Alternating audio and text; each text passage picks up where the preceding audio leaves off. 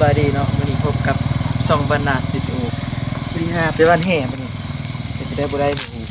ไปเบิ่งน้ำเดียวเลยเบิ่ง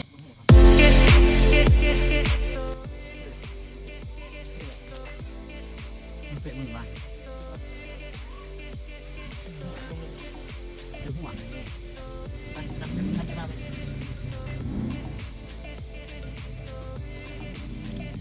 เอาเลยเนาะไป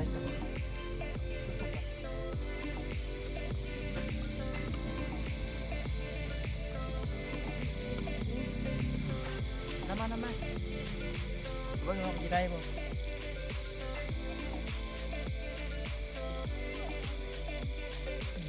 เดี๋ยวเอาที่แปลงแห่ก่อนเนาะ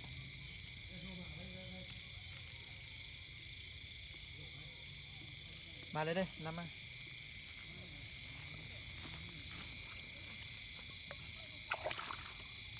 ลงเลยแหละเอาเบิ่งกันเนาะจะได้บ่เนาะโอ้หมุนว่ายอมเลยเยอะสุดเลย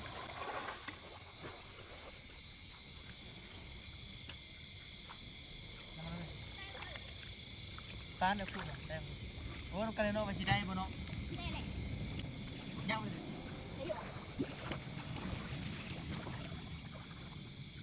โอ้ได้พอไปดึงกับไรเนาะโอ้มันส่องเลย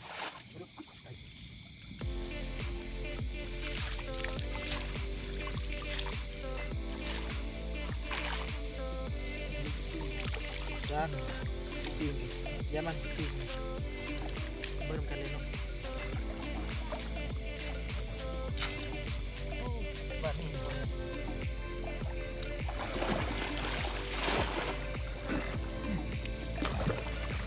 บ้านแห่กันคักเลยเนาะน้ำ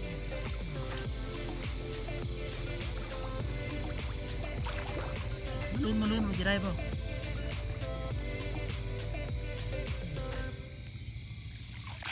บ่ได้เนาะเขาดิส่งกันเบิ่งเขาดิซ้ำไปนี่แหละมันก็เห็นแจ้งอยู่อ่ะมาเบิ่งเลยนอนเขาเลี้ยงกันปลาแซลมอนนอนบ่ได้พี่น้องเขาเบิ่งเขาดิซ้ำเนาะ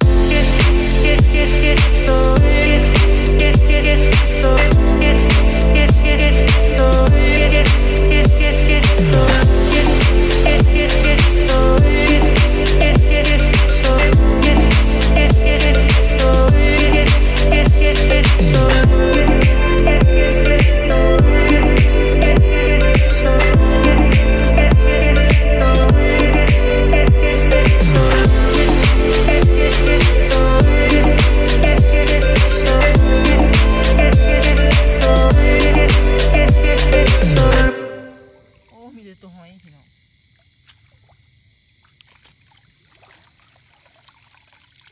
บ่ได้เนาะมาลองอีกตึมหอบหนึ่ง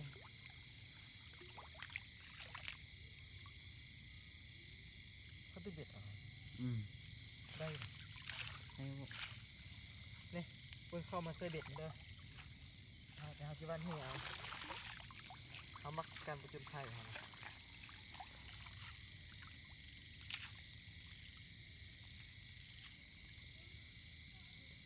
เขามานำมาเอาเบิ่งกันพี่น้อง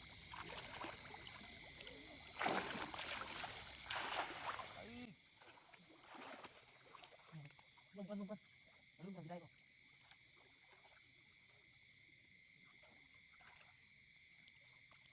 กินดีเดียวพี่น้องไม่ได้ขี่มันเลยอ่ะมาเลย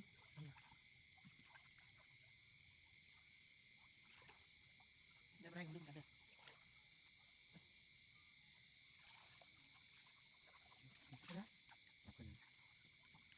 โอ้บ่ได้พี่น้องเอาหมดแล้วบ่เอาตีตะกุบหิวพี่ยัดไปให้เจ้าหน้าที่ค่ะได้สิได้พี่น้องเข้ามาทำอะไรน้ำก็ยิ่งเม็ดนิดนึงเนาะเพราะว่าน้ำที่ต้ม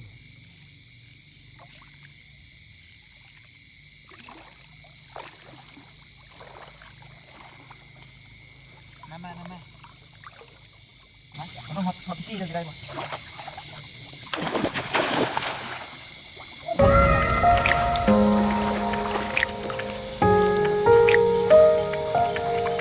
เรื่องอะไรบ่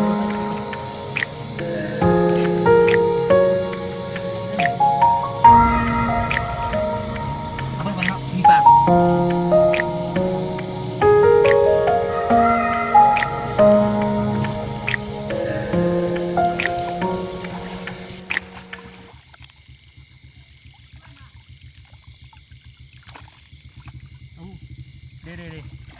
ได้ตัวหนึ่งเนาะพี่น้องเนาะ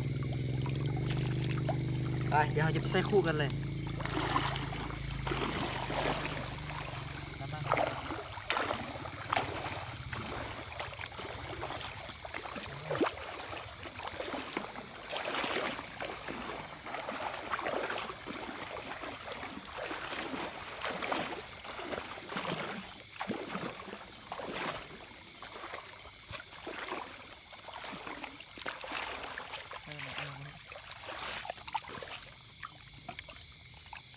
เดี๋ยวเบิ่งเลยได้ตัวหนึ่งเนาะมันโอ้เกือบปากมือตัวหน่วยนะเพราะปลาธรรมชาติเดี๋ยวไอ้ใส่คู่นี้เบิ่งดูมีอยู่บ่ได้ตัวห้อยนะพี่น้องมันมีปลา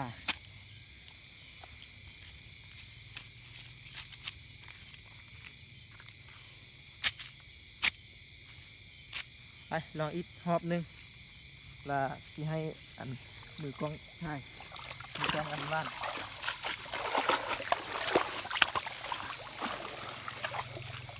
น้ำมันได้เลยตากล้อง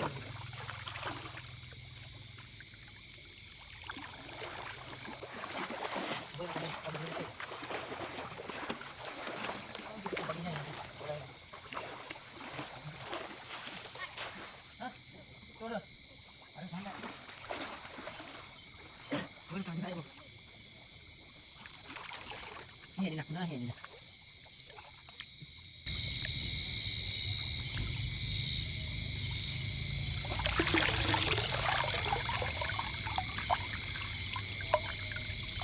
โอ้บ่ได้พี่น้องบ่ได้มีตาหอยเชอรี่เนาะ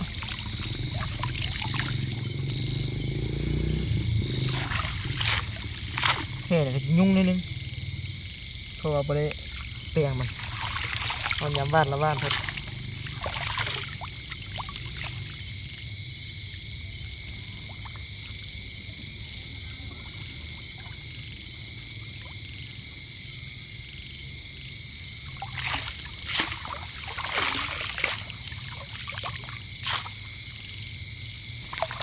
นำมา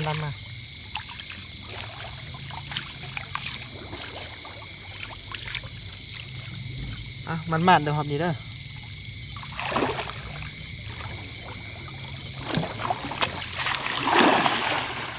โอ้เขาปัญญาเลย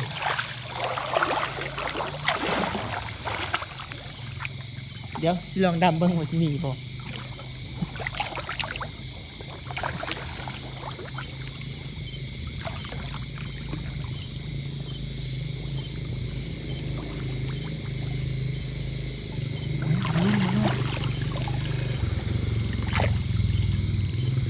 โอ้อันนี้จะยุ่งเนาะนี่เนาะดูด้วยแหละอันนั้นมาลุ้นเลยหน้าละหากันได้ปลาตัวเดียวครับตัวละโล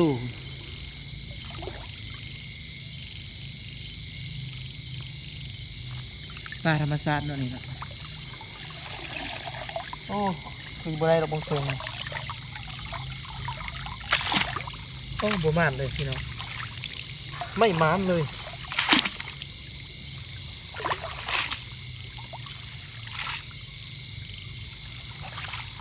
ดูสั้นของยาของจริงเป็นอีสังนี่นะฮะมันเป็นอีสังนี่นะเอาเต็มพร้อมนี้ไปจบคลิปกัน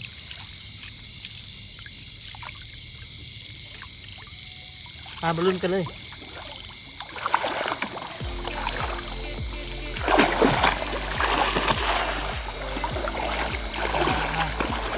ได้แน่นอนทำเลยนะรับรอง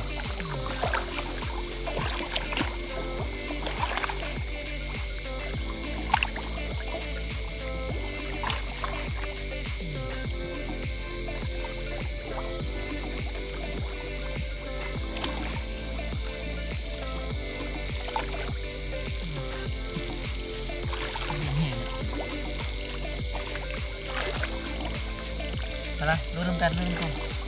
กินได้อยู่บ่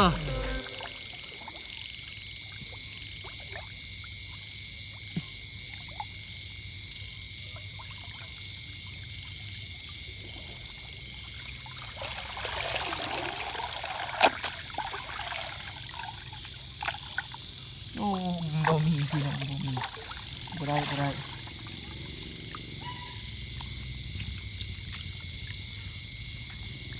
บ่ได้เนาะไปลองบ้านเพิ่งขึ้นบ้านหนึ่งตาจะให้ตากล้องบ้านมันลาบ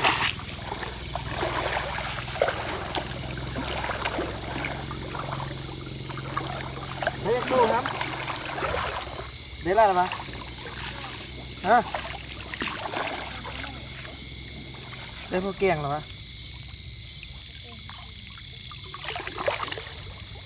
มา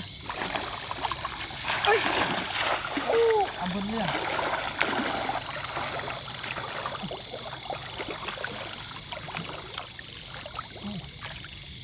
มันเล่นขันหม่นทีได้เลย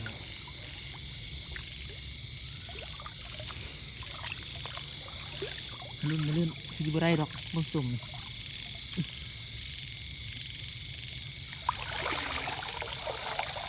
4 นาทีหรือมาตัดเอาโอ้โบได้เป็นคนบ้านนั่นแหละเป็นบุยตุป่านี่ท่านผู้ชมโอ้ได้ตัวหนึ่งเนี่ยได้ตัวหนึ่งคู่มันอยู่ไกลเนี่ยไปย่างไปเอาคู่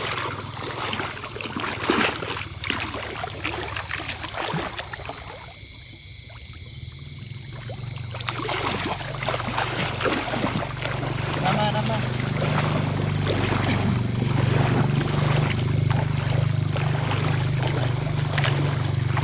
ทางแก้มันจะมีไล่นะมันเป็นลามเอาเลยมันมีเป็นสัตว์ค่ะยังแค่ขี้มันนี่แค่ขีบหมดฮะแค่ขีบหมดนี่ไล่ก็แหละ โบราณก็ได้คือรักต้องทำตัวในเอาปลาไปเมียนปะปลาไม่ได้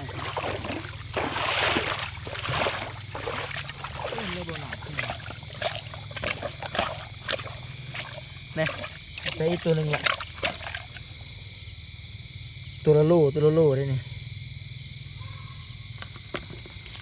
เดี๋ยวเอาหน่อยไปบ้านเดี๋ยวคีมมึงก่อนกระเครื่องมันบุมีเพราะว่าน้ำมันลึก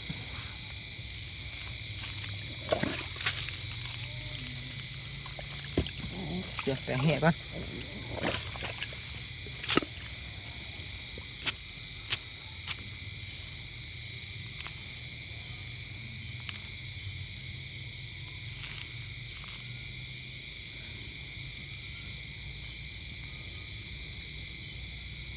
มาเลยมาลุ้นน้ำกันว่าสิได้บ่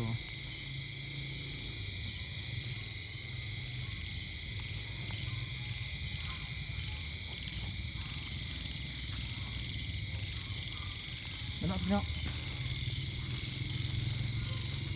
ได้ป่ะครับตกกันซ้ำ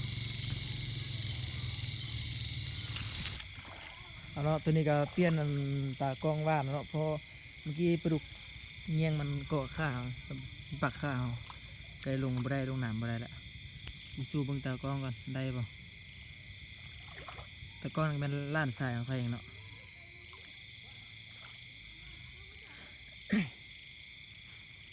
เบิ่งเงินคนหาปลาสาวประมงเนาะเขาก็ซอกินข้าวนี่แหละ เบิ่งเลยรุ่นกันสิได้บ่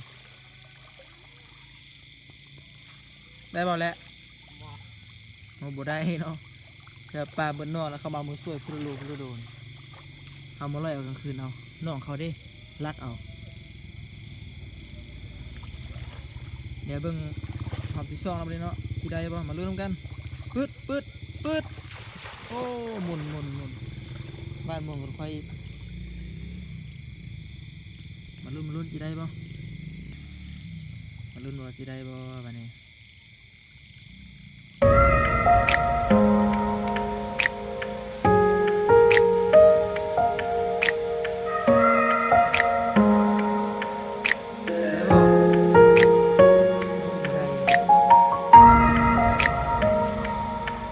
ไม่ได้ส่งปลา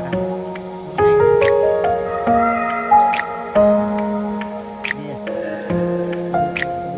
เราจะเอาหนังใช่ไหมเดี๋ยวมันสิตายคุณเด็กน้อยคนหากินทีเดียวชาวประมงเนาะนี่เขาก็อยู่คุณโอ้ได้ไล่ได้บางนั้นนะ